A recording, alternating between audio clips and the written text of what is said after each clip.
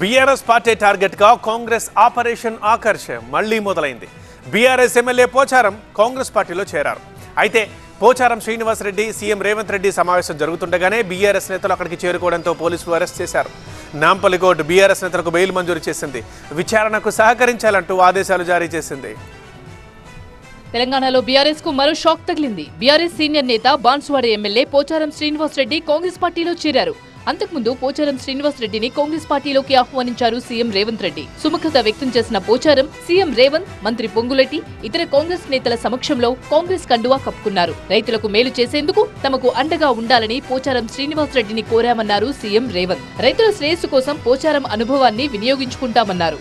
బాన్సువాడ నియోజకవర్గం అభివృద్ధికి సహకరిస్తామని, పోచారం శ్రీనివాసరెడ్డికి సముచిత స్థానం కల్పిస్తామన్నారు సీఎం. సీఎం రేవంత్ రైతు పక్షపాతిగా వ్యవహరిస్తున్నారన్నారు ఎమ్మెల్యే పోచారం శ్రీనివాసరెడ్డి. రైతుల సంక్షేమం కోసమే కాంగ్రెస్ లో చేరానన్నారు.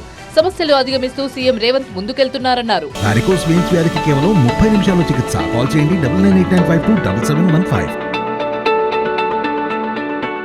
పోచారం శ్రీనివాసరెడ్డి గారి ప్రభుత్వంలో భాగస్వాములై రైతుల సంక్షేమం కోసం ప్రభుత్వం చేపట్టే వారి సలహాలు సూచనలు తీసుకుంటే తెలంగాణ రాష్ట్ర రైతాంగానికి మేలు జరుగుతుందన్న ఆలోచనతోటి వారిని కలిసి ప్రభుత్వానికి సహకరించి. మరోవైపు పోచారం శ్రీనివాసరెడ్డితో సీఎం రేవంత్ రెడ్డి సమావేశం కొనసాగుతుండగానే బీఆర్ఎస్ నేతలు పోచారం ఇంటికి రావడంతో అక్కడ ఉద్రిక్తత ఏర్పడింది. బాల్కా సుమన్ సహా పలువురు బీఆర్ఎస్ నేతలను పోలీసులు అడ్డుకున్నారు. వారు పోలీసులతో వాగ్వాదానికి దిగారు. తమ ఎమ్మెల్యేను కలవడానికి వస్తే అడ్డుకోవడం ఏంటని బాల్కా సుమన్ ను ప్రశ్నించారు.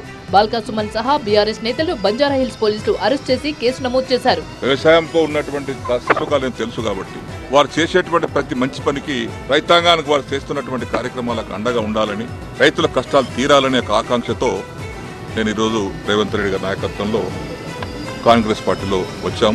కాంగ్రెస్ పార్టీలో చేరిన పోచారం శ్రీనివాసరెడ్డికి బీఆర్ఎస్ నేత బాజిరెడ్డి గోవర్ధన్ రెడ్డి సవాల్ విసిరారు.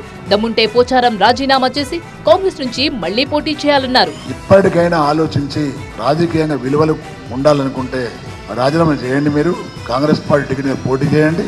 వస్తే నేనే వస్తే అక్కడికి పోటీకి నీ మీద రెడీగా ఉండు. నువ్వు గెలుస్తావా నేను గెలుస్తావా చూసుకుందాం మనం. బాజిరెడ్డి గోవర్ధన్ రెడ్డి సవాల్ పై పోచారం శ్రీనివాసరెడ్డి స్పందిస్తారా లేదంటే లైట్ తీసుకుంటారో చూడాలి.